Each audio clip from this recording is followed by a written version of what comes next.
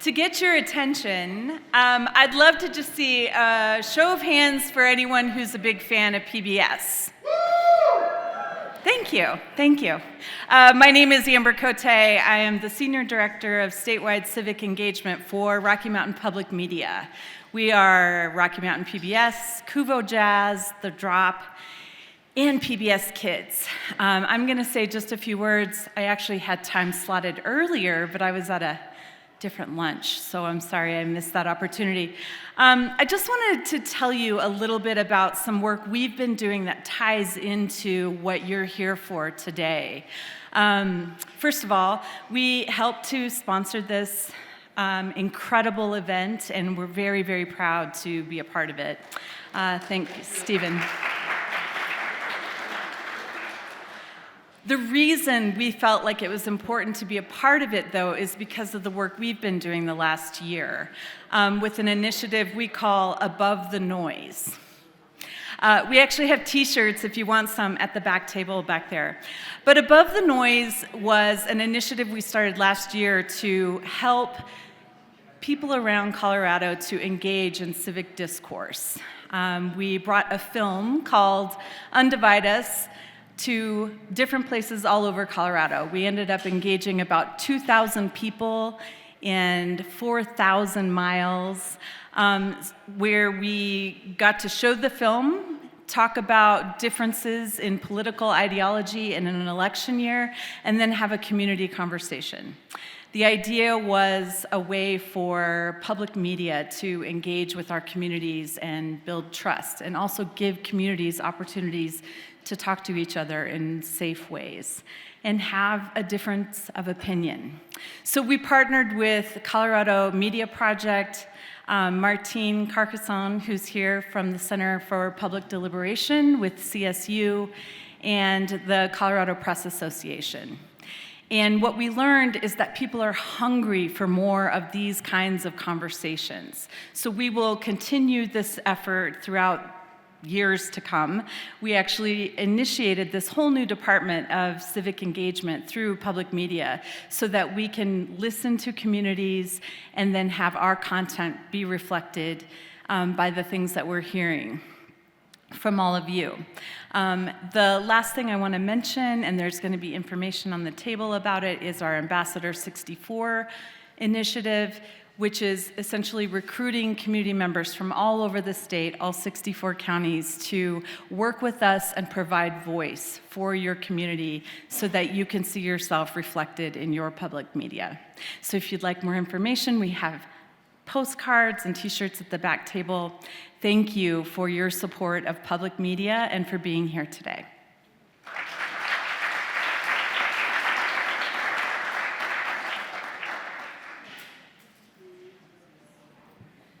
Okay, I'd like to start by just quickly saying thank you again to Amber and again to Rocky Mountain PBS for being such a great support for this conference.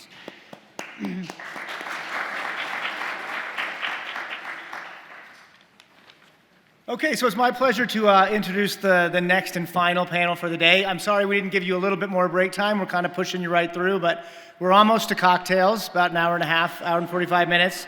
And our final panel today is free speech on university campuses and beyond.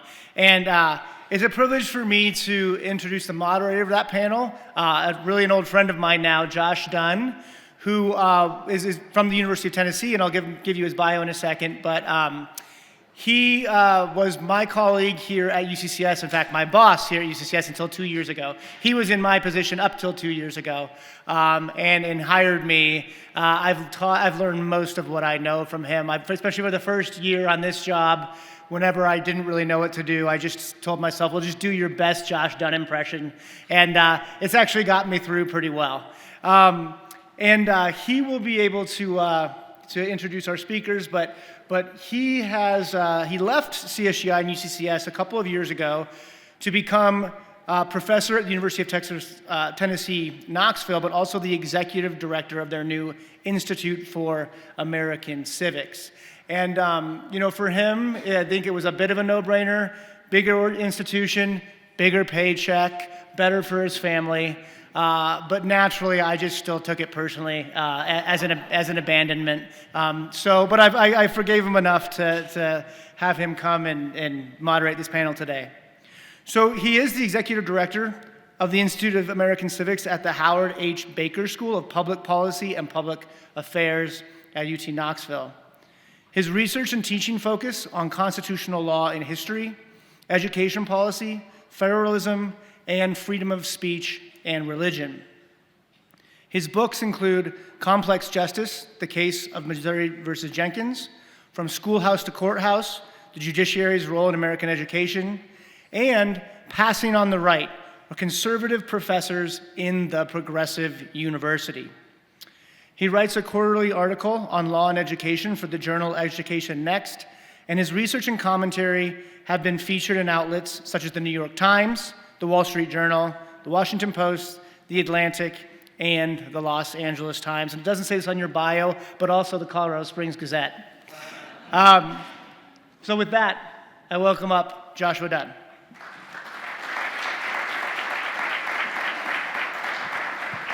Thank you, Steve. I'd like to invite all of our panelists to go ahead and join me on stage, and I will introduce each of them.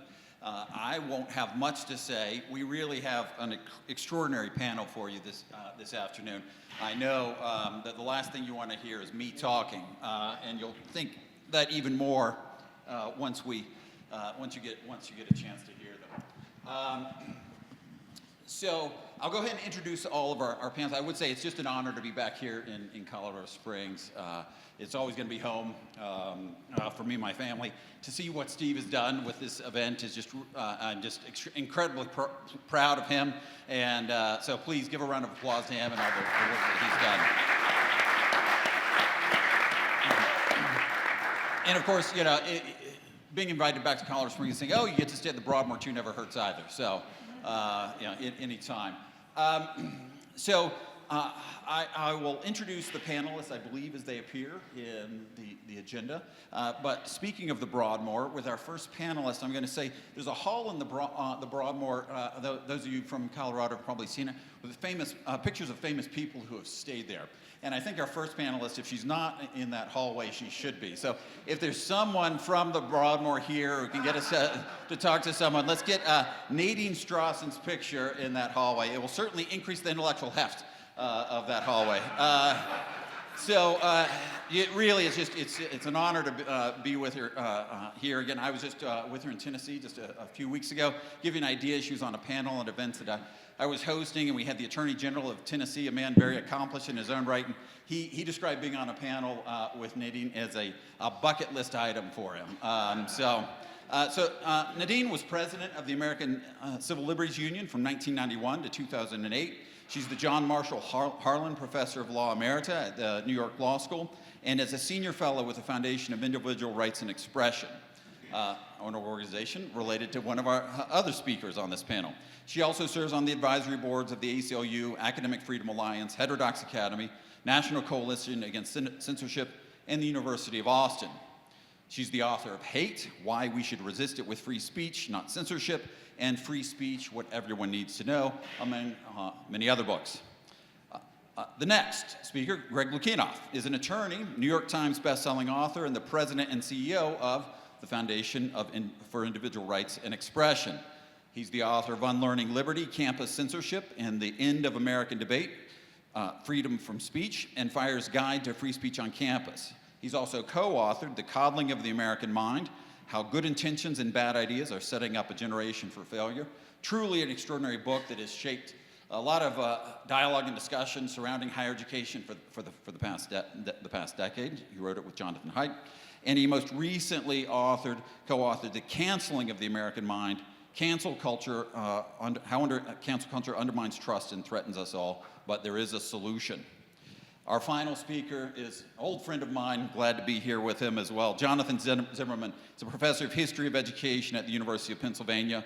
He's a former Peace Corps volunteer and high school teacher. He recently published a 20th anniversary edition of his 2002 book, very important book, Who's America? Culture Wars in the Public Schools. He's the author of, and we will certainly hear more about this this afternoon, Free Speech and Why You Should Give a Damn.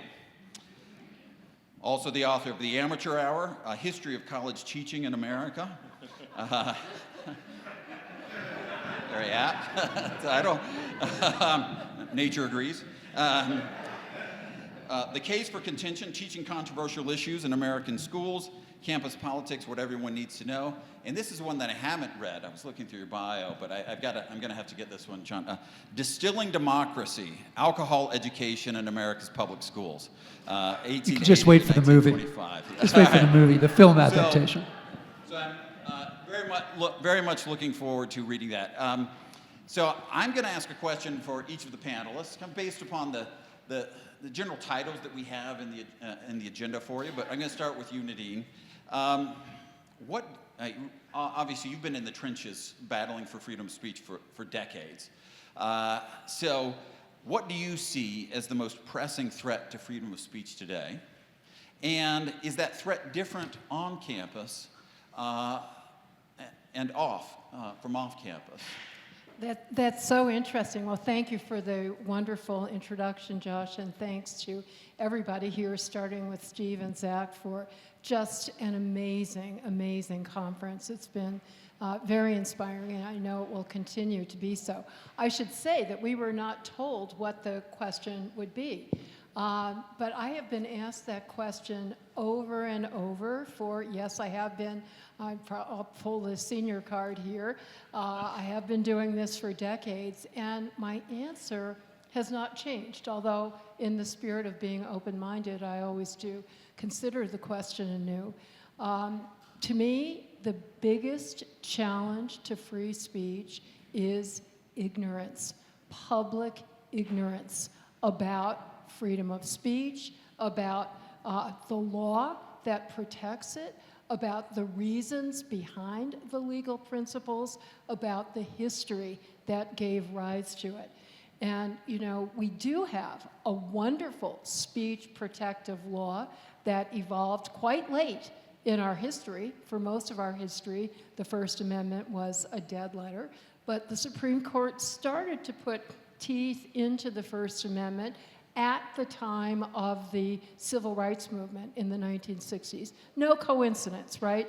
The court understood that if this movement was to proceed, it depended on a robust freedom of speech, and conversely, it was being held back by censorial forces.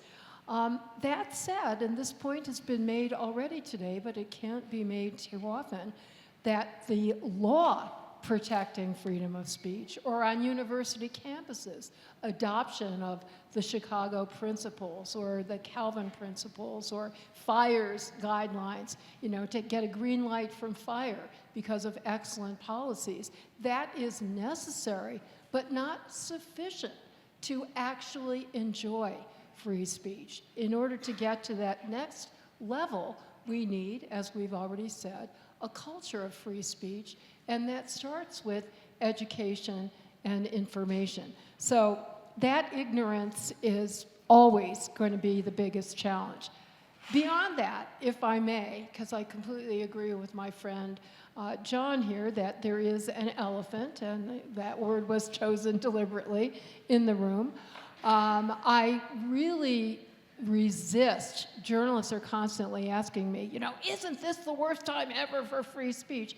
And I have largely resisted that because every president in my lifetime has been terrible for free speech on important issues. But I do really think that Donald Trump is in a category unto himself. And this is not a partisan point. I do not associate him with conservatives or Republicans in general.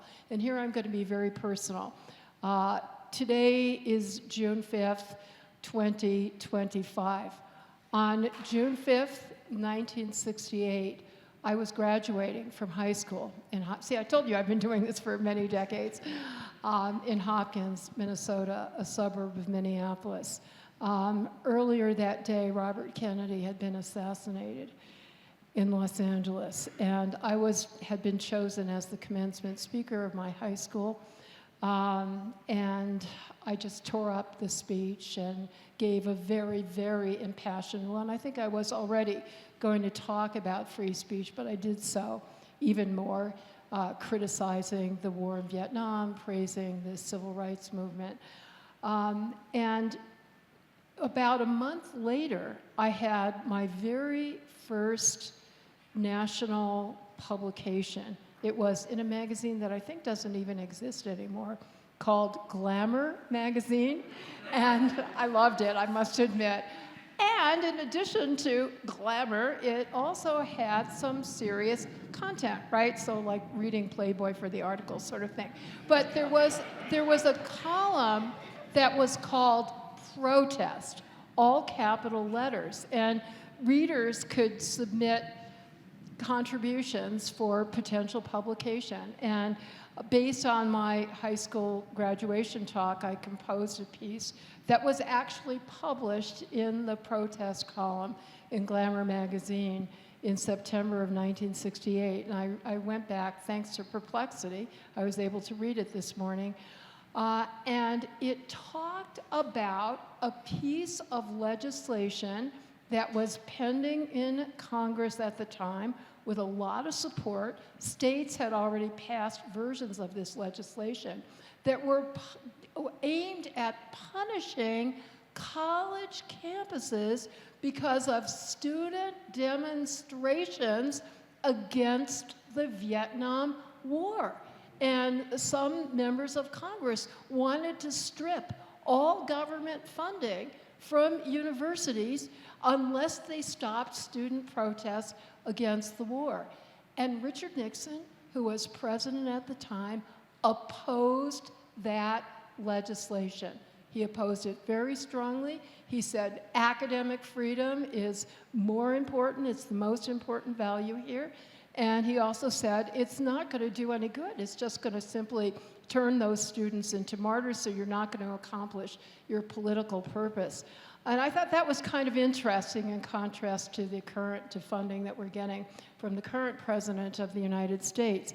Another historical point that I became aware of recently, when the Department of Education was created in 1979, there was very strong resistance from particularly conservatives and Republicans, and a major, if not the major reason that they opposed it and opposed giving government money to universities was because they were afraid of the power that the government would then exert over universities, that the purse strings would turn into marionette strings, so to speak. And so there was language that was added to the legislation that created the Department of Education. I'm really amazed. I have not seen this cited in any of the current debates, but it's really, really strong language that absolutely prohibits the government from interfering with academic freedom of the universities. And for years, the Republican Party platform was trying to get rid of the Department of Education. And I knew that, but I used to think it was, oh, well, you know, they're anti-education, who knows? But the reason was specifically about concerns of academic freedom. And also federalism, states' rights, that this should be a matter for state control, not federal control, but also institutional autonomy. So regardless of all of the infractions that have been committed by Harvard and Columbia and others, many others that are bearing the brunt of these unconstitutional and illegal inroads. My heart really went out to Jennifer, your chancellor, who gave a wonderful impassioned talk during lunch about how, you know, your university here is being penalized by having a grant that was the first grant that was taken away was going to train high school teachers in teaching civics to high school students. How does that possibly connect up with the goals that are being asserted by the Trump administration? I'll just say one other point, which is, I hope it goes without saying I'm against anti-Semitism, but I defend free speech for anti-Semites along with anybody else. I after all, wrote a book about defending freedom of speech for hate speech. And there is no justification under the Title VI, which is the anti-discrimination law that is being invoked by the Trump administration. It's been widely written about how the administration has not complied with the statutory requirements under Title VI. Even if it had done so for the sake of argument, it still would be violating very important First Amendment principles that government may never penalize expression because of disagreement with the viewpoints. But even beyond that, there's a point that has not been discussed very much, and that is that Title VI is actually not being violated by, I mean, it's very fact-specific, but based on the facts that have come to light. Your university, John, was the latest. There was a decision just 2 days ago by a federal court saying that the appropriately tough standards here under the anti-discrimination law have not been satisfied. And that is a really important point, because throughout my adult lifetime, for many decades now, we have constantly seen a pitting against free speech of anti-discrimination values, right? This is the original genesis of the hate speech codes on campuses, which gave rise to fire, so something good came out of it anyway. And the argument has been that somehow we have to choose between non-discrimination, between DEI, you know, diversity, equity, and inclusion, equality on the one hand, and free speech on the other hand. And nothing could be further from the truth. And I think it's very, very important for us to remind ourselves that the Supreme Court decisions have consistently denied that there is a conflict, and said if there were a conflict, it is absolutely clear that the First Amendment would prevail. The last case in that series, I wrote down the exact line here, from the Supreme Court came from your state of Colorado, the 303 Creative versus Elena's case a couple of years ago. And Fire and I were among, you know, it was very unpopular on the left to be defending the First Amendment in that context. But I think the court was absolutely right, and it once again said another anti-discrimination law, which in that case was the public accommodations law here, did not trump, no pun intended, the First Amendment. The Supreme Court cited a long line of cases, and then it said, as in those cases, when Colorado's public accommodation law and the Constitution collide, there can be no question which must prevail. And the same is true with respect to Title VI. All right, thank you, Nadine. So, Greg, you recently described a conformity gauntlet in higher education that contributes to this sense of cancel culture. What do you think drives this? And then what can be done about it? Or what steps can universities take to try to improve this situation on campus? Obviously, with the Foundation of Individual Rights and Expression, you spend a lot of time looking at colleges and universities, and maybe a little later we can talk about why you all changed your name, why you expanded beyond higher education. But what drives this conformity gauntlet, and what can be done about it? Sure, just a couple things first. Thanks so much for having me. I haven't been to Colorado in ages, so it's really nice to be here. I'm over the moon that I get to work with Nadine so often. We actually have a short book called The War on Words that actually addresses bad arguments against freedom of speech, or arguments that I don't think are very good against freedom of speech, that's coming out on July 1st. My coworker Zach Greenberg mentioned the fire socks, and I'm modeling them. Oh, and lastly, it is cruel to put us between everyone else and booze. We'll keep things going. So the conformity gauntlet. So I wrote a short book with a young genius named Ricky Schlott. I met her when she was 20 years old, and since Coddling of the American Mind, a book I wrote in 2018 with Jonathan Haidt, was so much about was so much about problems that were actually affecting Gen Z young women, I thought it would be nice to actually write a book about Gen Z young women with someone who was actually Gen Z. But as we were getting ready to do it, there was it was kind of amazing to see that people were still trying to claim that cancel culture wasn't real or that it was a hoax. And I've worked at FIRE for almost 25 years now, and I just have to explain to people, no, it's been a calamity. Like the last 10 years, or the 2014 to 2024, the 11 years of cancel culture, as we designate that period, was the worst period on record that I could find since the law was established in 57 to 73. Like there's nothing even vaguely close to it. So I decided to write a book, pointing out that cancel culture is real. It should be defined as the uptick in attempts to get people punished, expelled, fired, or otherwise punished for speech that would be, say, protected for a public employee under the First Amendment, and the culture of fear that's generated from that. And of course, I have to quickly explain, and we pointed out on the right and the left. It's one of those things that people care very deeply about, like, who's the bad guy? Well, as an actual civil libertarian, we say, you both are, so often.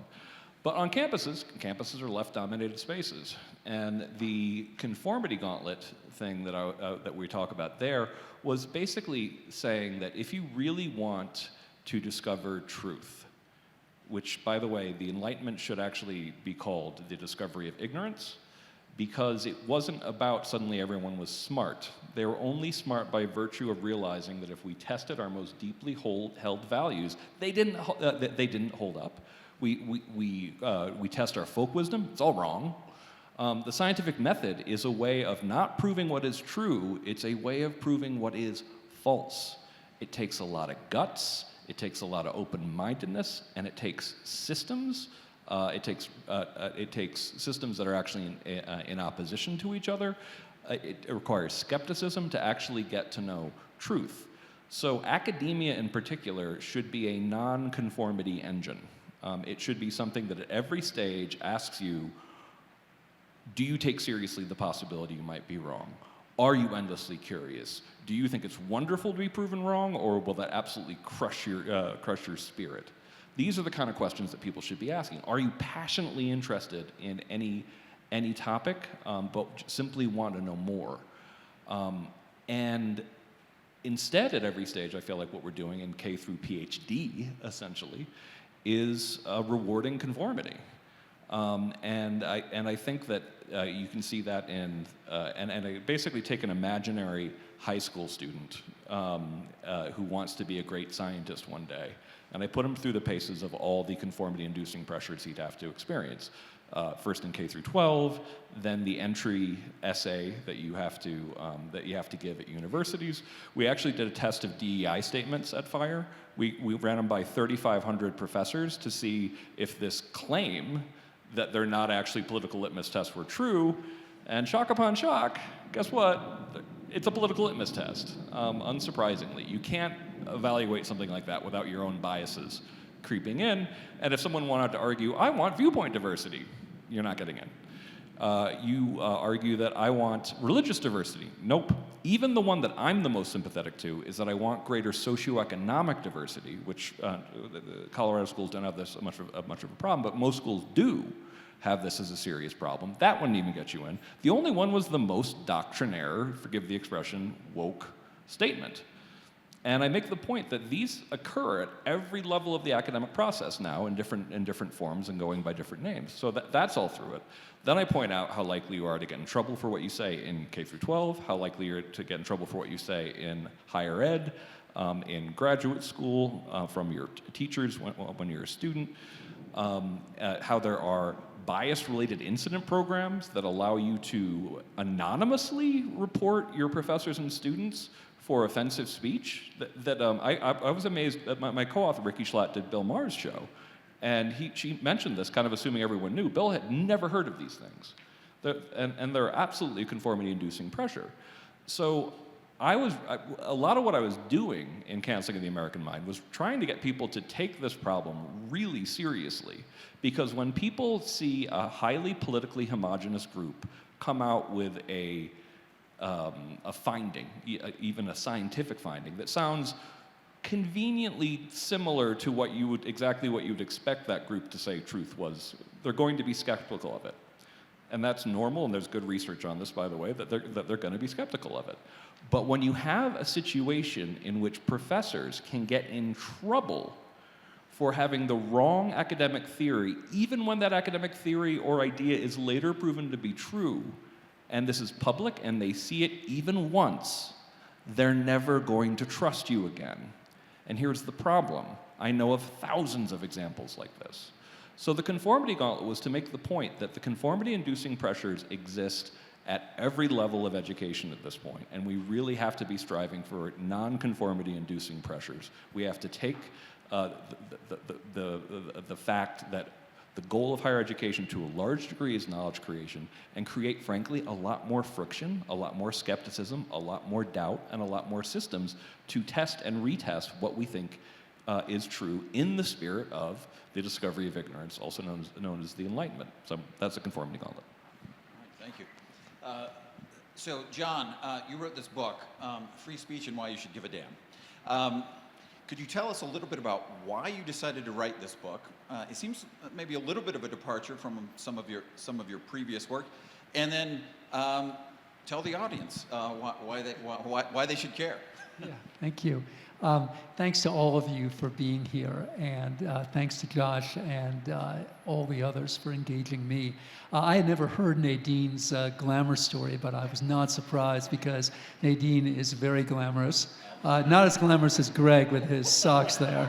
Oh no, Nadine is 1,000 times more glamorous. Yeah, Nadine kept saying that she had been around for a while. That's actually true. Most people don't know this. She clerked for Oliver Wendell Holmes. Yeah, no, just kidding. Yeah. So Josh's question actually has a pretty simple answer for me, which is that I'm a liberal Democrat, and I'm also an ironclad supporter of free speech. I see absolutely nothing inconsistent about those two things. But I discovered that my daughters, who are Gen Zers, and my students, who are now younger than my daughters, saw it very differently. They saw free speech as a kind of conservative or even retrograde value. And all of this came together in the story I tell at the beginning of the book about Mary Beth Tinker. I'm sure almost all of you know who that is, but in case you don't, Mary Beth Tinker was 13 at Warren G. Harding Middle School in Des Moines, Iowa in 1965 when she wore a black armband to school to protest America's engagement in the Vietnam War. And she and her brother and a few other kids were sent home, and they lawyered up, and that case eventually became the case of Tinker v. Des Moines, where in 1969 the Supreme Court said that neither teachers nor students shed their First Amendment rights at the schoolhouse gate. Well, Mary Beth Tinker is not that much older than I am, and she's become a good friend. And pre-pandemic, I invited her to my class at Penn, and Mary Beth is fantastic. If you've never met her, at the time, she actually had the armband, and she put it on the kids. And I thought this was both charming and alarming. You know, I'm like, do you also have an original copy of the Declaration of Independence in your purse? Like, shouldn't this be in the National Archives? And by the way, now it is, which is great. And she has another one that's like a fake one or a reproduction, which is, I think, a better plan. Anyway, she tells her story. The students are very charmed. But then the questions start. And the first question goes like this. It says, you know, Ms. Tinker, you were fighting the good fight, right? You were fighting the war in Vietnam. This Milo Yiannopoulos clown, Ann Coulter, Ben Shapiro, they just hurt people. Why should they be allowed to do that? And this is what Mary Beth said. She said, look, at Warren G. Harding Middle School, I've always loved that detail because he was such a terrible president. But at Warren G. Harding Middle School, there were kids who had dads and uncles and brothers who were fighting and dying in Vietnam. You don't think they were hurt by this snot-nosed kid wearing this symbol saying that their loved ones were risking everything for a lie? You don't think that hurt them? If that's what you think, you gotta think harder. Of course it hurt them. Speech hurts, period. I'm also a newspaper columnist, and if I write a column and nobody is offended, you know what? It was a shitty column. Seriously.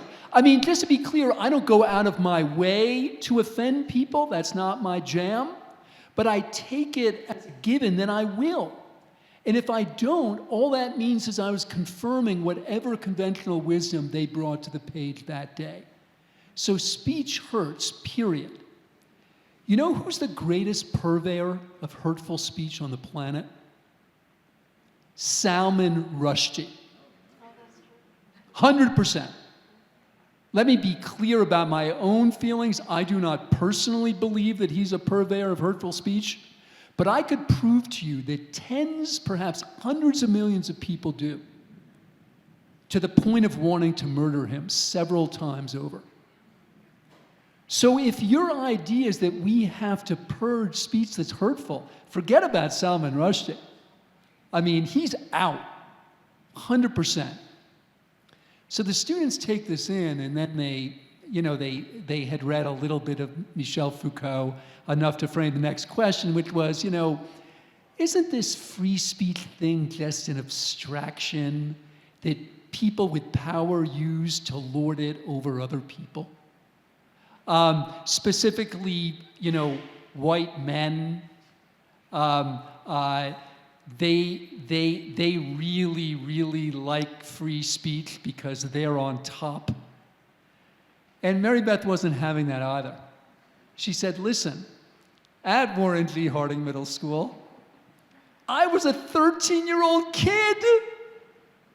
Speech was the only power that I had. And if you take it away, you're going to take away the weapon of the powerless. And this is why every great advocate for this thing my students call social justice was also a free speech warrior. You name it. Frederick Douglass, Susan B. Anthony, Eugene Debs, W.B. Du Bois, Martin Luther King.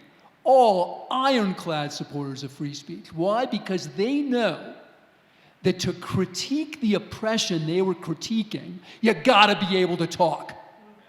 You know what the first great censorship campaign in America was, really? It was the gag rule against abolitionist literature that happened after Nat Turner's rebellion. Yeah, I mean, the Southern senators in the Senate, they were strong enough to push that through. And what that meant is that, you couldn't have anti-slavery petitions in Congress, and also you couldn't send anti-slavery material through the US mail. Yeah, that happened. And that's why, Frederick Douglass, who's mentioned in one of the things that you can see on your table, said that free speech is a great moral renovator of society. Look, Frederick Douglass is born into slavery, all right? He understands better than almost any of us how oppressive America can be. But what he also understands is that to critique that oppression, you need to be able to talk. And if you can't, the oppression will continue. So really, the book was an effort to persuade my daughters, and mostly it failed. I want to put in a plug for the book, and Greg's books are great too. But what John hasn't mentioned explicitly is this is a book that is aimed at adolescents, but it doesn't talk down to them, but it definitely talks to them. And you also didn't mention the cartoons. Do you want to talk about Signe Wilkinson, yeah. That book actually came about because Signe Wilkinson, who's a fantastic cartoonist, pitched it to me. And that might not be a name that you're familiar with, but you should know that Signe Wilkinson was the first woman in history to win the Pulitzer for cartooning. And I often joke with Signe, you never forget your first Pulitzer. I mean, the others have been nice, right? But it's that first one, yeah. And so, if you know anything about journalism, if Sig Wilkinson calls, I mean, you answer. And I learned a lot from her, including the fact that she can, in a single drawing, capture an idea that takes me 40 pages to explain. I mean, it's a kind of genius that I just do not have, but I think is hugely important, especially if you're trying to appeal to popular or younger audiences. Can I complain about Foucault? Because I'm gonna. Okay, so Michel Foucault has this idea of power knowledge. And that essentially, and that's exactly what Jonathan was referring to, is the idea that there's no, and he calls it power knowledge because you can only divorce, he says it in French, that you can only, you can't divorce power from knowledge. They're essentially the same thing, and knowledge is just what power wants you to believe. And he's absolutely right for the 16th century. And this is why it's such an offensive idea. Because after the scientific method, after the rise of freedom of speech, one of the things we got to see was that actually scientific method, freedom of speech, democratic government, all of these anarchical kind of systems in which nobody's ultimately in charge, undermine what authority wants you to believe. It has been one of the greatest stories of authority being upended by systems and speech. It's actual history. And Foucault was acting like that was true in 1970s and the 1980s. And so many young people believe this. And honestly, I think one of the reason why people believe it is because it's very convenient for people who are in situations that are powerful. And one thing that I find really funny, particularly about elite higher education, is if you listen to them, you can imagine that they see themselves as the underdogs. And I think this is adorable. And like people who attend these schools oftentimes think of themselves as sticking up for the underdogs, but believe that knowledge itself is actually a product of power, which of course means that some other power actually has to be in charge, which is an argument ultimately, whether they understand it or not, for some version or another of authoritarianism. And Nadine and I were just talking about Donald Trump. Sometimes people call him the first postmodernist president, the first Foucauldian president who believes that knowledge is ultimately what I say it is. And we make the point, that's what power knowledge looks like. And the thing that actually will consistently undermine it is freedom of speech, is scientific method, is all of these systems of the systematic application of doubt.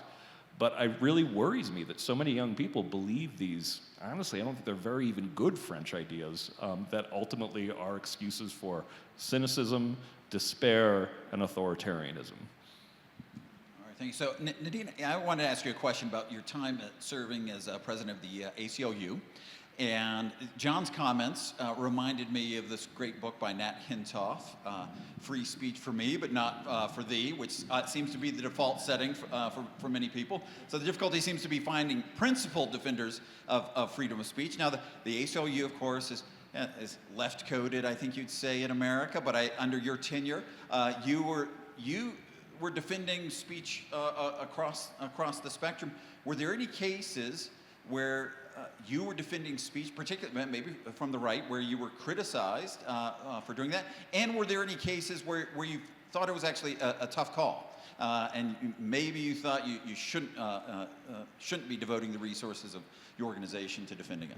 So let me say the ACLU is still defending freedom for the thought that is hated by many of its members, and I think not necessarily getting as much publicity. So if I may start with that. 2 years ago, the ACLU won a very important case in the Supreme Court in which we represented the NRA. This was deeply unpopular with the membership of the ACLU, to the extent that 2 of our state-based affiliates disaffiliated themselves from the national organization for purposes of that case. One of those being in New York State, which is where the case came from. Let me just briefly tell you what it was. Under the Andrew Cuomo administration, Democratic governor of New York, a top regulator of the financial industry named Maria Vullo not so subtly threatened banks and insurance companies that they better not provide their services to the NRA, the National Rifle Association, or else they were going to see the wrong end of some state government regulations. You know, the ACLU National Executive Director and Legal Director talked until they were blue in the face to these dissenters within the organization, saying, you know, if the Cuomo administration can do this to the NRA, the DeSantis administration can do it to Planned Parenthood or to the ACLU itself. But, you know, even ACLU members weren't perfect. We won that case in the Supreme Court 9-0, and that is a precedent that is being cited in every single lawsuit that is now challenging the Trump administration's pressures against other civil society organizations, including universities, including law firms, that government may neither directly or indirectly violate free speech, including by pressuring these intermediate institutions to violate, universities to violate the free speech of their students or faculty members. Honestly, Josh, there may be something that I'm wired differently. It was never hard for me. Many people think, well, you know, I'm the daughter of a Holocaust survivor who barely got out of the Buchenwald concentration camp intact. He literally had an appointment to be sterilized. And one day before that, Buchenwald was liberated by American troops. Now, I've spoken at the Air Force Academy. I always thank members of the military service that, you know, my life as well as my liberty are completely dependent on what they've done to uphold the Constitution. But I always see through the particular speech and the particular speaker to the underlying principle. And I think most people do it the other way around. So people will always say to me, how can you defend Nazis' speech? I'm not defending Nazi speech. I'm defending a principle which is essential for those of us who are anti-Nazi, you know, who want to denounce the anti-Semites. We are the ones that are most dependent on that. And I would say, you know, I was one time when I was was the president of the National ACLU, I was a dissenter on the National Board of Directors in coming in you know, and there are good arguments both sides, but I thought that the National ACLU was not sufficiently strongly protecting religious free speech and overemphasizing concerns about non-establishment clause, which are admittedly important, but this was a case that, and the issues have resurfaced, as these issues always do, of religious parents of young school children who had religiously based objections to certain books in the public school curriculum. And my friends here may disagree with me about this. And I really believed that the parents should have the individual right to exempt their own children from what they saw as indoctrination in ideas that were antithetical to their own beliefs. I did not think they should be able to change the curriculum for other students, but I thought it was an accommodation analogous to the Jehovah's Witness school children not being forced to salute the American flag, which was another ACLU case. But I was in the minority there. Thank you. So, Greg, let's turn to the question of fire changing its name. So, what drove that decision, and to what extent are some of the issues that you've seen on campuses now in the broader society, and was that in some way related to it? The campus politics was spreading, and therefore you had more work to do outside of campus as well. Yeah, so Fire turned 25 last year, last year. We were founded in 1999, and I've been there for about almost 24 years of those years. And almost from day one, people were asking us to expand beyond just higher education. And I believe there's a lot to be said for hyper-specialization and keeping your mission narrow. I think that's smart in a lot of ways for nonprofits, particularly when they're small. And I thought that campuses were especially important for free speech because free speech also means academic freedom. And I think that a lot of the bad and good lessons we're learning about free speech and academic freedom come from campuses. So I thought it was especially important. But I did always have the caveat, maybe one day if we're big enough, would we expand beyond campus.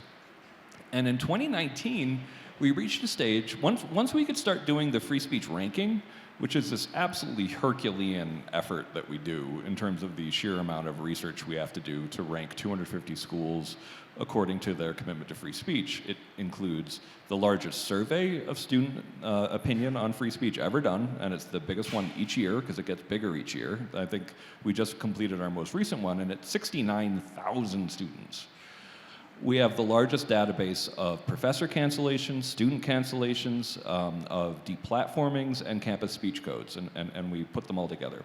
But once we had that, I was like, okay, maybe we can consider expanding beyond campus to defend free speech for the whole country for our 25th anniversary, which was last year. But 2020 was just really bad. I saw people, getting fired from their jobs for things that they had argued that were utterly and completely reasonable at a scale that I just wasn't used to. I saw this happening in journalism. I saw this happening a lot off campus as well as on campus, although on campus was even worse. And I've been worried for a long time, and I've named my first book Unlearning Liberty, that we were teaching students the mental habits of people who live in something more like an authoritarian society rather than a free one, or at least one where you're always asking power to figure out things for you, that every conflict was intermediated. And so I was already pretty scared about this. So we decided to speed up the timetable, and so we announced that we were the Foundation for Individual Rights and Expression in 2022. Now, I'm a free speech nerd, and there was actually a group that preceded the ACLU in defending freedom of speech, led by Theodore Schroeder. It was called the Free Speech League. And I kind of wanted to name us after them because there's not enough history there. But then realizing, okay, FIRE is just a much cooler name. So we decided to keep FIRE. And man, so in 2022, the expansion was hard, particularly if you're running a genuinely nonpartisan organization, finding donors who are willing to be really mad at you but still send you money, depending on what case you take. That's hard. And we had this big expansion. We grew from about a size of like 60, 65. We're now about 125. So we got a lot bigger. We're more like a $30 million organization now. It was a big, exhausting challenge. But what was funny was that we were reaching a point where we were about 50-50 campuses and off campuses. But then things got so much worse. On campus, we had to go back to maybe 60-40, or even probably some months even 75-25. And it started with the, after October 7th, things were already really bad, to be clear. That's the whole point of canceling the American Man. But so many new problems came up after October 7th, we had to really concentrate on that. We had protests on campus that were a weird combination. Usually when someone calls fire, we're like, that's protected, that's protected, that's protected. The spring 2024 protests in a lot of cases were like, that's protected, that's definitely not protected, that's violence, that should get you expelled, that's something that you don't have to tolerate, you can if you want. It was so much more nuanced, and it took up, we would be communicating with each other on each individual case from 6 a.m. until 2 o'clock in the morning, a lot of times during that. So that was expanding, beyond campus. We do a lot more litigation off campus now. Our litigation team is much bigger. But then we have the Trump administration, and I get why people are angry at higher ed. I'm angry at higher ed in an endless number of ways. And to be clear, it's, for the people in the room, I mean primarily expensive elite higher ed as a real problem. But that doesn't mean that Donald Trump gets to magically make up powers he does not have. And so I just had a piece in The Atlantic making this argument. It's like, listen, I'm front of the line picking on Harvard. Harvard was dead last twice in our campus free speech ranking, and believe me, they earned that spot. They got 2 negative scores, the first negative score in FIRE's history. But nonetheless, you've got to follow the rules, and you've got to actually, and a lot of what they were saying was directed at speech. So we've been on this ongoing fight. So you could say that there's never a dull moment at FIRE, and I badly miss dull moments. All right. Well, speaking of elite, expensive higher education, John. Great segue. So honored to be the voice of that. Although I'm As an elitist. tee it up for you. Could you say a little bit about the general problems that you're seeing just with your students today,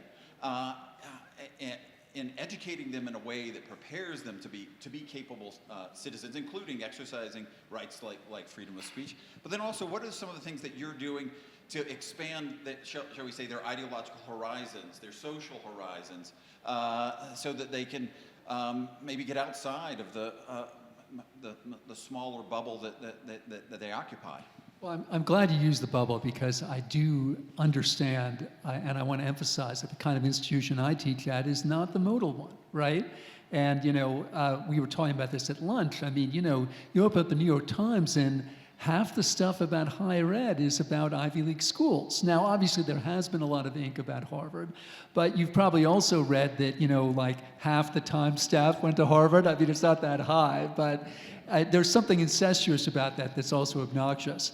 We are a particular brand, and it's a really interesting moment, because if you turn on, say, Fox News, and also I'm the sort of liberal Democrat that watches Fox News because I just want to understand what people who think differently from me are saying. What you'll hear is that the University of Pennsylvania is, this machine to indoctrinate a certain kind of Marxism. Well, let me put it as clearly as I can. If, as it happens, 2/3 of my undergrads are going into finance, tech, or consulting, I am one lame-ass Marxist. And I should be fired, actually, for being such a shitty Marxist. And Trotsky was one of the richest guys in Russia. That's right. Point taken. Yeah, you would do well at Wharton. This does get to Josh's question, because I think that for the elite schools, this is an enormous contradiction and is inhibiting everything we do. So, at convocation, the president gets up, and by the way, we've had several. 3 during my short time at Penn. Not as many as Columbia. It's been 4. But the president gets up and says, look, you're at the University of Pennsylvania. You can do whatever you want with your life. And actually, a place like Penn, that is in most cases kind of true. But then somehow magically 3.5 years later, 60 or 70% are doing one of 3 things. What a coinky-dink. It just so happened, right? They have maximal choice, but it turned out that thousands, indeed tens of thousands of people made almost exactly the same choice. Of course, there's nothing coincidental about this at all. It's what the professors call overdetermined, right? And it's actually a form of the conformity problem that Greg has been writing about. It's a different kind. For all kinds of different reasons, I think, involving globalization, changing the economy, social media, I think our young people are graduating in a time of enormous anxiety and flux. And I think it makes a certain kind of sense to do what other people are doing. But if our goal, as Josh's question implied, is to get them to question everything, this is an enormous problem. I teach a class called Why College? Historical and Contemporary Perspectives. It's a freshman seminar, and it's my favorite class I've ever taught. I get these kids on their first day of college, And, we sit around a table and I just say, what the fuck? Like, what is this? Why are we even here? Why is there a chapel and a gym and a dorm and a climbing wall? Why does all this exist? And of course, none of this was handed down on Mount Sinai on a mosaic tablet, right? All of this stuff was constructed by human beings, right? Across time. But it is hard. It is really hard to break them of the other habits that we're instilling in them. I get to know these people really well because it's their first year. And by the time they're seniors, they're in my office and they're saying, should I be a management consultant? And as you might guess, my question is, do you want to be a management consultant? To be totally clear, I don't think there's anything wrong with being a management consultant. I do think there's something profoundly wrong with an institution that advertises maximal choices and then socializes thousands of already highly privileged kids into a field that doesn't do a whole lot for the world. Seriously, if you were God, would you want that many Penn kids going into those 3 fields? I don't think God wants that, all right? I really don't. But that's what we're creating. And getting them to question that. The best book on the subject is by David Graeber. It's called Bullshit Jobs.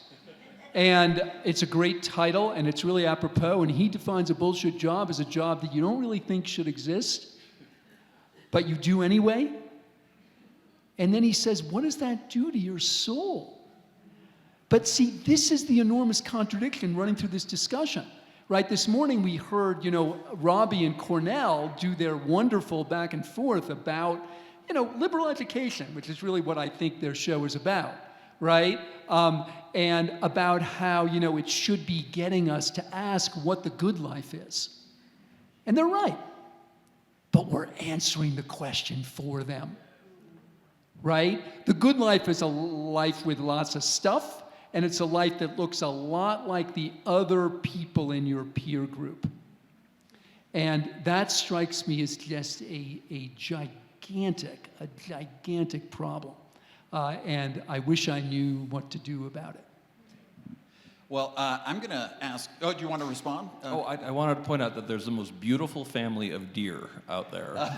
It's Welcome to Colorado. Yeah, it's absolutely gorgeous. That's like Tuesday here. So. Yeah, right, and also because it's Colorado, half of them are Republicans and half are Democrats. But I do want to say, I think the psychology of that Jonathan's talking about is just extremely interesting. And I think that actually explains some of the radicalism. I mean, Stanford was a very weird experience for me. I come from, I started working in restaurants when I was 11. I was a cook by the time I went to college. And it was just a very, and I was a scholarship student at American University, which is a very wealthy school, but it meant that all the other scholarship students were high SAT, high grade, really hardworking kids, and it played into my existing class prejudices, where I was kind of like, rich people are just dumb and lazy, and poor kids, hardworking and virtuous. And it took me getting to Stanford to meet for the first time what I would describe as decent, hardworking, rich folk.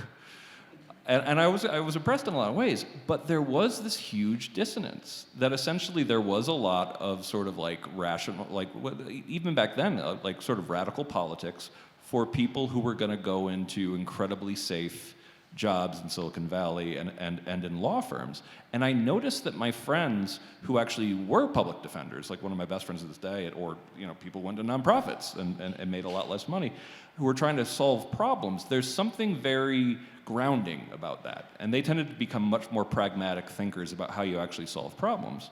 Meanwhile, my friends who felt guilty about the fact that they would make a ton of money and kill themselves, frankly, trying to become partners at some of these law firms, it was like they felt like the more radical they could be in their heart, that was somehow a kind of penance for the job that they were doing.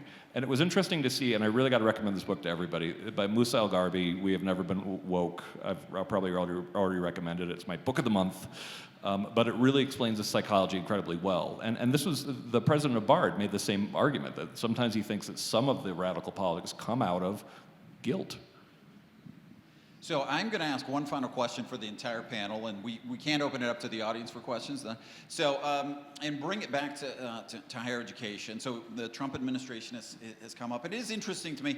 Yeah, obviously there are statutory requirements about cutting off funds, and these are going to be challenged in court. I think we'll see what the courts do. I think you can make predictions about that. But one of the striking things is, even as aggressive as the administration has been, and some of the things are very,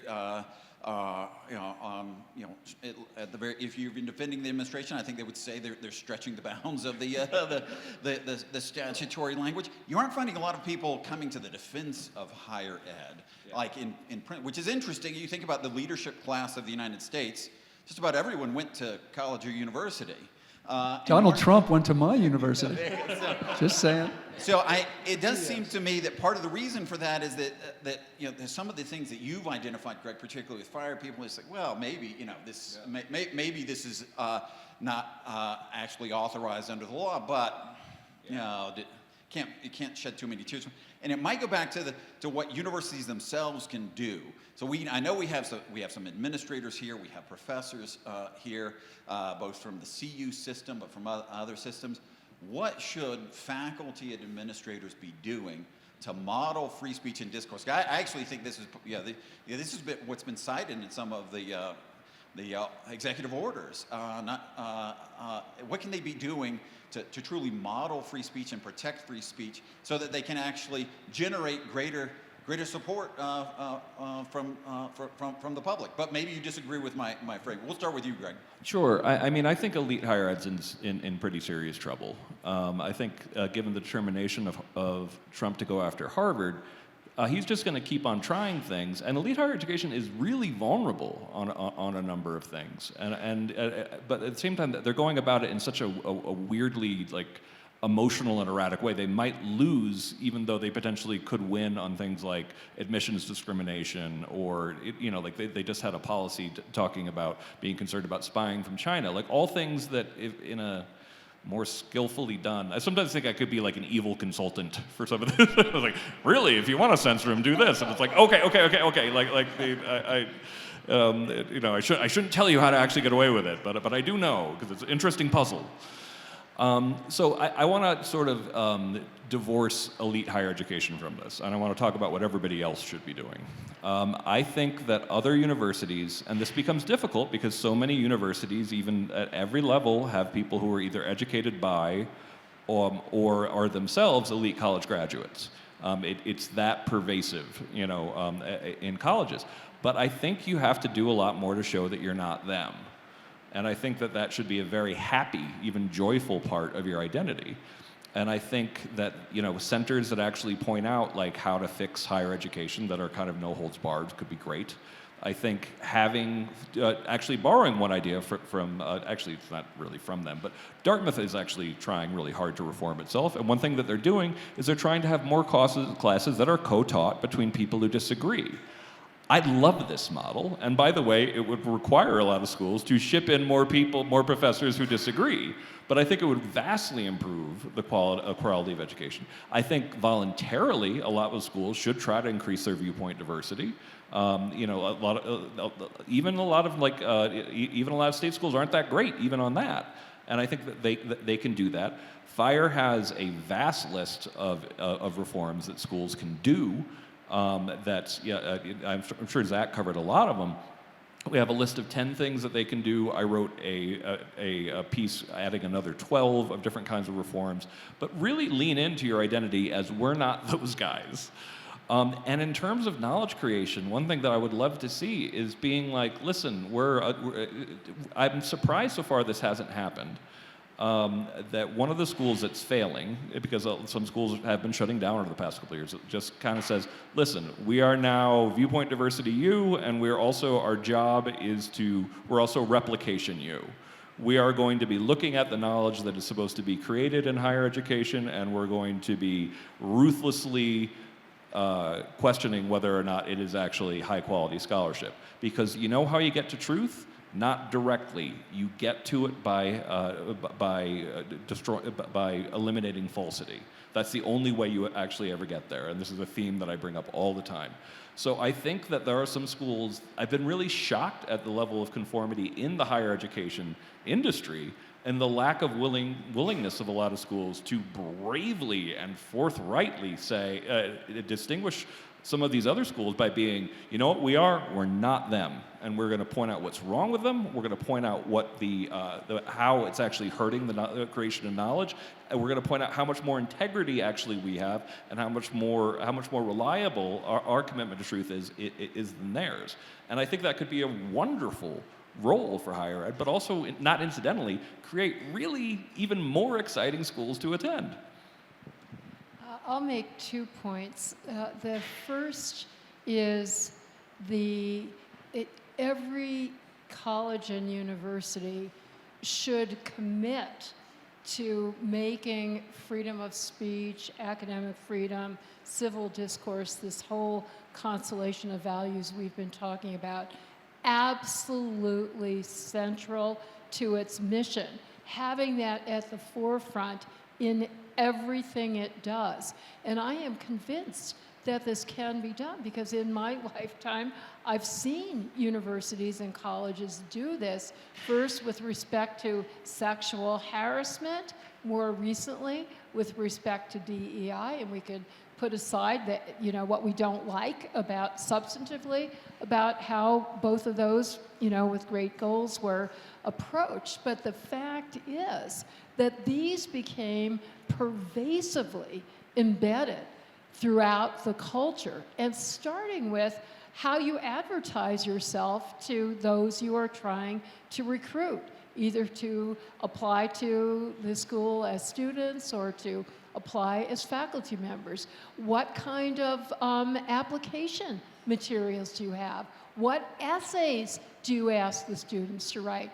We now know that it's quite, you know, it has been typical to ask students to trot out what they've done for social justice, right? But now there are some schools that are asking for examples of how you changed your mind on something, or a formative conversation you had with somebody you disagreed with. So, and then from orientation, the materials that you send them, the book that you choose as a common read, what they are taught in orientation sessions include, and Mitch Daniels, when he was president of Purdue University, I think was the first who had the idea of we're going to introduce students to free speech, about controversial speech on day one when they're going through orientation. And FIRE has done wonderful materials now that are easy for all universities to adopt. And then through every single stage of the educational process. The other point that I want to make is kind of a compliment to Greg's point. On the one hand, yes, you should distinguish yourself from those who are committing infractions that you have not been committing or not committing to the same extent, but I also want you to identify with and support the Harvards and the Princetons and the Penns, because the attacks that are being directly aimed at them are having an inevitable adverse impact on every single one of you. Just look at the international students. We haven't even mentioned that yet. All of us have international students, right? They have to be, and faculty members. They are rationally terrified about expressing themselves in class, terrified about expressing themselves outside of class.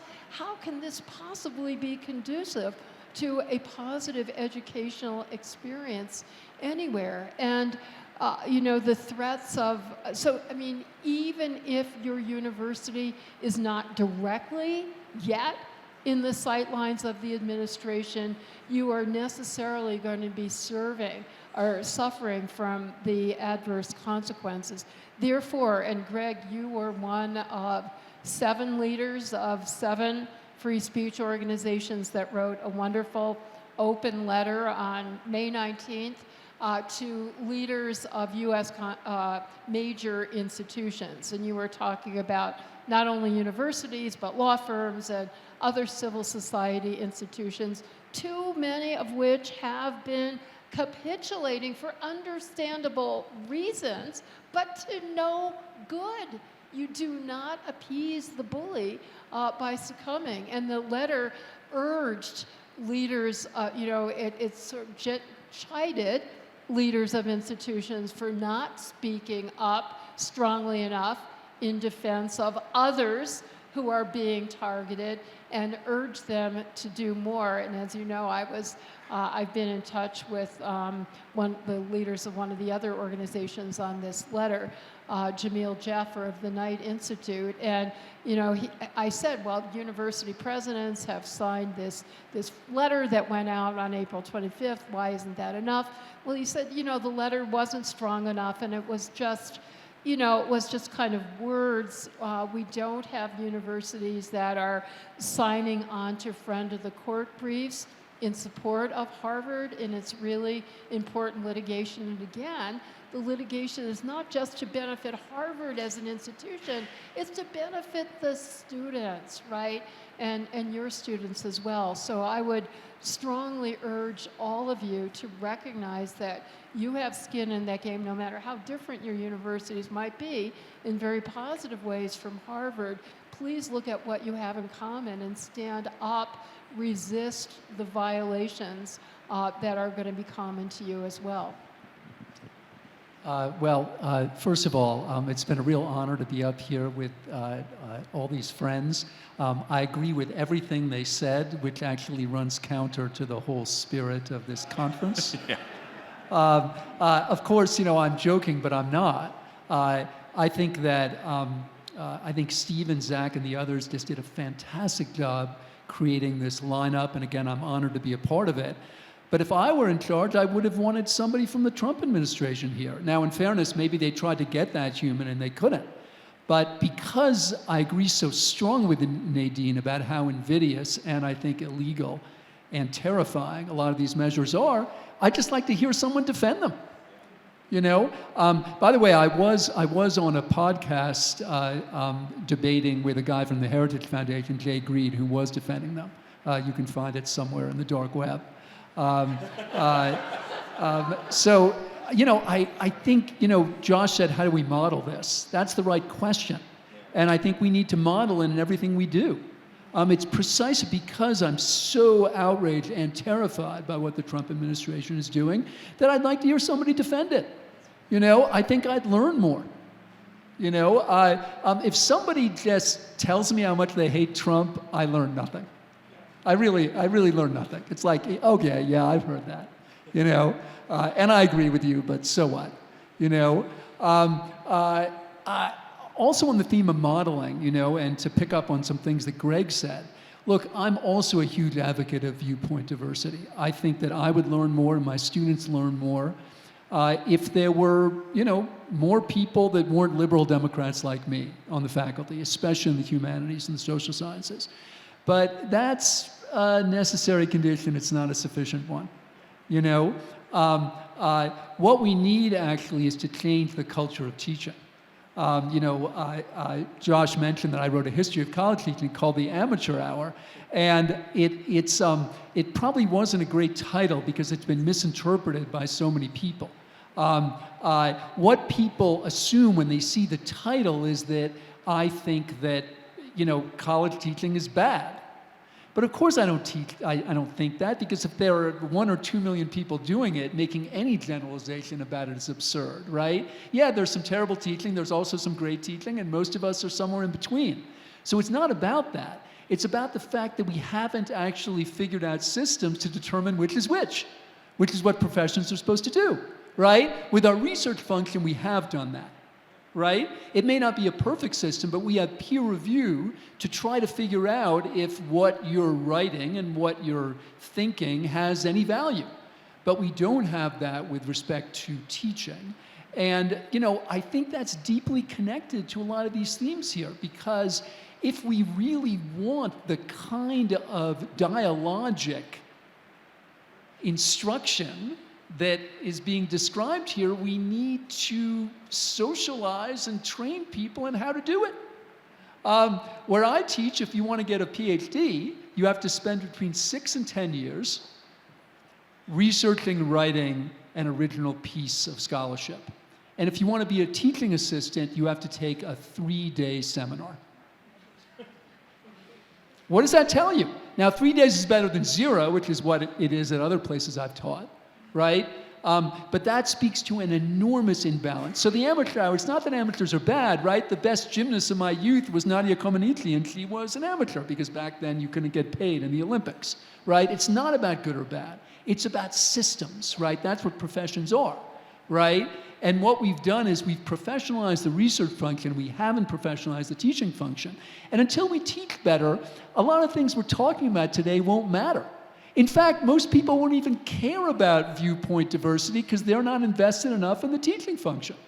So it seems to me that that's the fundamental thing that has to change. All right, thank you. So we do have a few minutes for some questions, and do please make it a question, not a speech. And we want to send the mic around. Well, yeah, I'm going to let you moderate the questions, but we are going to steal 2 mics from you guys, so you're going to have to share. And we will have a couple gentlemen here ready. So why don't you guys go ahead and find somewhere to go and keep that one. Right there? All right, over here. Is there a mic for our... No. We'll go here, and the gentleman next to him right after that. Yeah, Yes. my name is Rodney Gillette. I'm a certified ethical hacker here in the region. You were asking about why aren't the Trump supporters actively in here? How do we get them here? I could tell you where they are. You're in Colorado Springs. Steve Bannon was here less than 30 days ago. Okay, so they're here. They're at the El Paso Club. They're at the Rotary Club of Colorado Springs. They're at the Colorado Springs Chamber in EDC. I've served on those boards for those organizations. So how do we get them in here? I'm sure all of you have been to organizations like this and conferences like this. We're speaking to the choir. I'm doing this work every day. I'm sure a lot of people in here are doing this work every day. But how do we get them in the room? I want to know that. So I'll just say, as someone who lived here for a long time, I think I can identify a few who are in the room right now.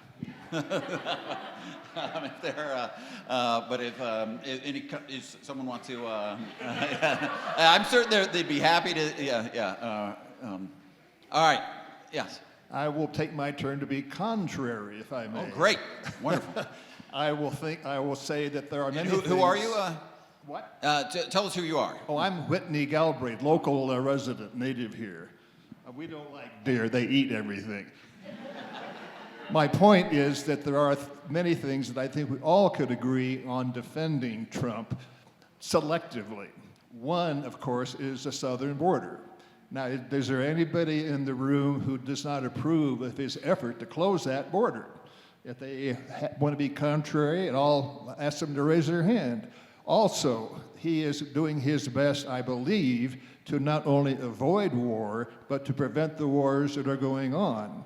And I will be ready to get a return fire there. But I think we can defend Trump often selectively. Sir, I appreciate you raising your voice, and I appreciate that defense. I want to know, what does that have to do with Trump's attacks on higher ed? I take your point that there are many different policy realms, and each one is different. But my question was, is there a defense, for example, of docking my university $175 million? By the way, why 175? Why not 125 or 320 or 690? Nobody knows, and I'd like to hear the defense of that.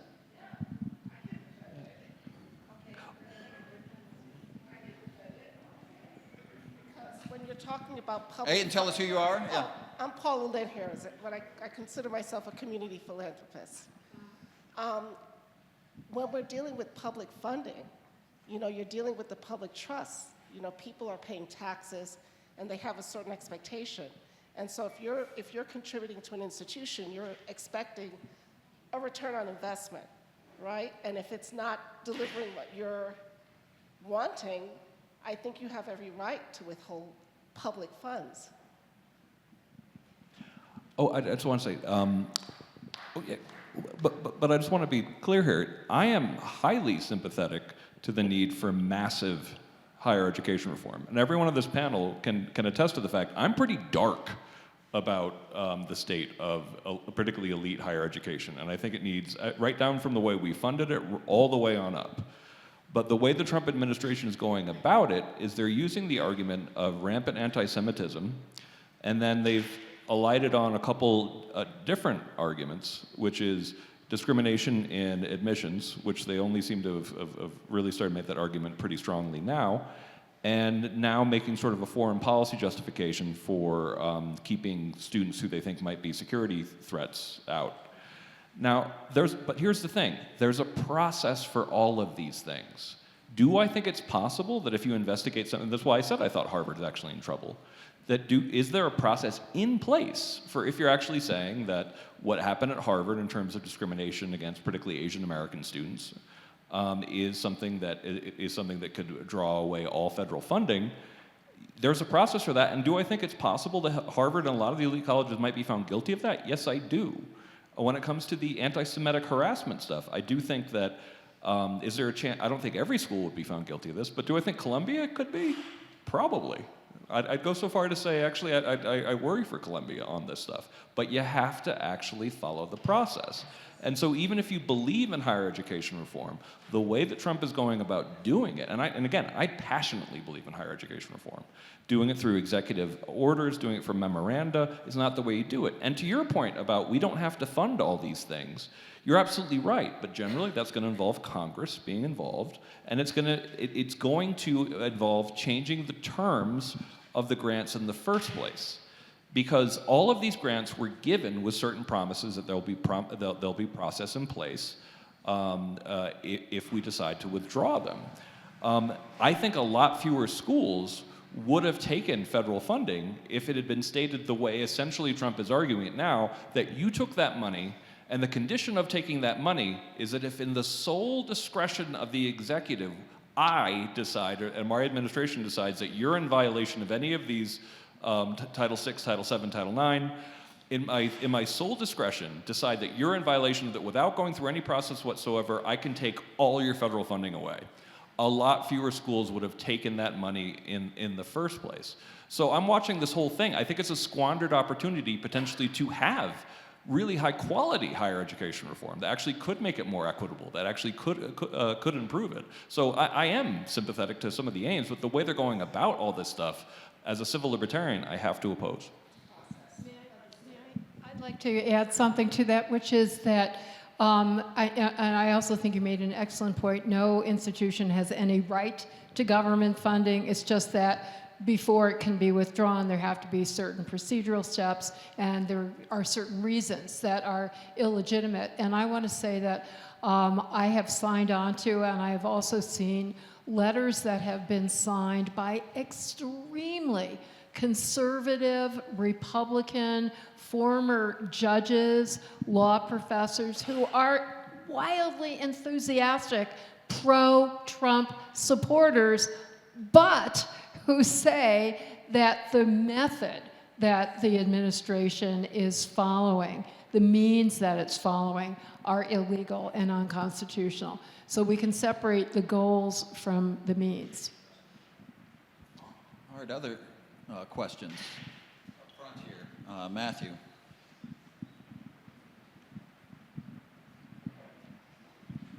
I'm Matthew Brogdon. I'm the Senior Director at the Center for Constitutional Studies at Utah Valley.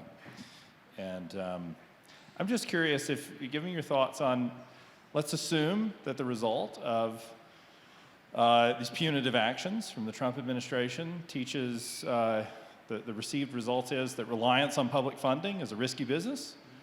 Would we have a net gain in academic freedom if universities were less dependent on especially federal funding? And would a more federal system, as one where the principal sources of funding for higher education were coming from states, and we were weaned off of federal support, actually improve our situation? I think it's absolutely possible, and because I always talk about it this way. We had basically two ways to go with higher education in terms of funding. Two ways that at least made some amount of sense. Let the free market work and set prices depending on how much people value it, or federally subsidize it and state subsidize it, but put some controls in place to prevent it from constantly going up and up and up and up and mass bureaucratizing and actually becoming this kind of like giant behemoth. We decided to do neither. And that's one of the reasons why I can't, and so much of what I fight at FIRE is actually the downstream effect of mass bureaucratization of universities and really stupid regulations coming out of the Department of Education that actually make a lot of this stuff work. So I think we got funding wrong to a large degree in the first place. But there is a major distinction on what you do with federal funding when it comes to subsidizing student loans, for example. I think the federal government taking over student loans was a disastrous and stupid decision. But when it comes to federal funding of research, that's something that I feel like we're really throwing the baby out with the bathwater here, because one of the reasons why we're such a technological giant as a country is because we do rely on our universities, and we fund massive amounts of research, particularly at places like Harvard and Stanford and MIT, for example. So can I imagine a world in which there would be a lot less federal funding? Yes. Can I imagine a very effective education system where there wasn't a lot of federal funding attached to research that would be a net benefit for everybody? I have a much harder time seeing that. Do I sometimes think that some of these schools, and so I feel bad that I'm picking on Columbia because Nadine's husband goes to, teaches at Columbia. But I mean, like, as far, I think that some of these schools, that are in big trouble should just be like, we're technological schools now. We're going to make sure that the research function actually is protected. That's how bad I think it is for at least a handful of these schools. But I think that the Trump administration approach of taking away massive amounts of research dollars in order to go after problems that exist largely among administrators and a lot of humanities departments that don't get massive amounts of funding is short-sighted. Yeah, I appreciate the question, and I take your point, right? I mean, Ellen Schrecker, who's a colleague and friend who writes about, she wrote the book about the universities of McCarthyism. She keeps getting calls from journalists saying, like, is this like McCarthyism? And she says, well, it's actually 1,000,000 times worse. And I choose my words carefully, because during the era of McCarthy, the NSF and the NIH were in their infancy. They were like 3 years old, right? And gave out peanuts compared to now. And so to the point of the gentleman's question, right, we've become radically more dependent on them than we were during the McCarthy period, and Trump has exploited that, like, straight out. But I take the point that Greg was making about, the research and also the irony. Doug Belkin pointed this out in the Wall Street Journal, that, insofar as we, and by we I mean elite higher ed now, has gotten in the crosshairs of this administration, it's, let's face it, largely because of things that have happened in the humanities and the social sciences. And who's paying the price? People in the hard sciences. Just like some poor schlub in their lab, right, who probably wasn't following any of this stuff and isn't political in any way that you or I would understand, right? Suddenly they're getting docked. Now, I should tell you that I too come at this in a very personal way, because my wife is a medical scientist, and she generally asks me to leave her out of everything that I do, but I can't at this point, because my wife, she had a 10-year-long project in Botswana, funded mostly by the CDC, to interdict infections in neonatal settings. She's an infectious disease physician, and her specialty is infection control. And early in the spring, she got a 3-sentence email: you're done. Over. Not only fire all the people you've hired, but send away the moms you've enlisted in the trials. I just think, it turns out that trying to prevent babies from dying in Africa is very woke, I guess. I don't know. And the point is, none of us know. But to Greg's question, I mean, it's hard to imagine a model in which Susan would have been doing that work in Africa that didn't involve some government involvement, right? And I think it's an interesting question to ask what form that should take. All right, one last question, yes. Hi there, my name is Cale McCann, just a local here. Do you guys find or think that there are enough is there enough diversity of opinion within the faculty or teachers? Just because the theme of this has been that the culture has to change before words on paper will really mean anything. So, yeah, do you find that there are enough professors willing to speak across the aisle or teach with counterparts or people of differing opinions? Thank you. Enough? No. Well, I mean, FIRE actually has data that you could share with us. Why don't you do that? In terms of viewpoint diversity? Oh, I mean, it depends on the school. I mean, at Harvard, I think the best estimate of viewpoint diversity at Harvard is about 3% in terms of conservative. That's not good. And I remember actually saying that, like, by some of the research that we've done and look into, you know, there are literally more Marxist professors at most of these schools than there are ones who self-identify as conservative, and that's like that should be like somewhat concerning. Like as far as people actually like self-identify as radical, it outnumbers the number of people who are conservatives. So I think we have a long way to go here. And here's the biggest problem: is I definitely know that administrators are getting that there's a problem. I don't think that professors, in a lot of cases, particularly in the humanities, think the problem is anybody other than someone else. And watching the American Association of University Presidents really lean into the idea that basically all of my criticism of higher education is basically just like a right-wing hoax. Is like, wow, you guys the first step of recovery is knowing you have a problem, and you guys aren't even close.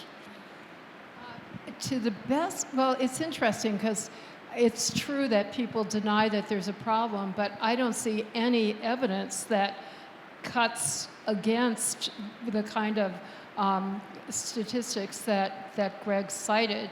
And in fact, to me, one of the most insidious studies, I believe it was done by professors in the UK, showed that faculty members here would expressly, cheerfully, proudly say that they would and they wouldn't even use the word discriminate. They would not select somebody for a faculty position or not publish a journal article or not give tenure to somebody because of disapproval of that person's viewpoint. They didn't see that as a problem. They saw that as a virtue. And I have often heard, you know, I do not always preach to the choir, so sometimes I speak to progressive audiences, and I have to tell you that many of them believe that the reason the numbers are so skewed is that progressives are smarter and, you know, have better, their ideas are better, and that's why their ideas are dominant. I just want to say that my mom thinks I'm very smart. And also devastatingly handsome. Yeah, she's a good Jewish mom. Yeah, I mean, I don't want to get too dark to borrow Greg's language. And there is one piece of good news, I think, out of Harvard, which is that in his responses to Trump, Alan Garber made several nods to viewpoint diversity, right? And, you know, as per the Alcoholics Anonymous cliche, right? I mean, the first step is admitting you have a problem. And to his credit, I think, Garber did that. And I just also wanted to say, you know, I forgot where I was going, and my geography isn't very good, so I didn't bring a jacket, and I'm kind of cold, but I'm also trying to imitate Jim Jordan in the spirit of reaching across the aisle and bringing in more diversity. All right, well, I do want to say, you know, Steve actually said we could go till 5, but I said no way. So you all can thank me later for that. But please join me in thanking the panel for such a wonderful discussion.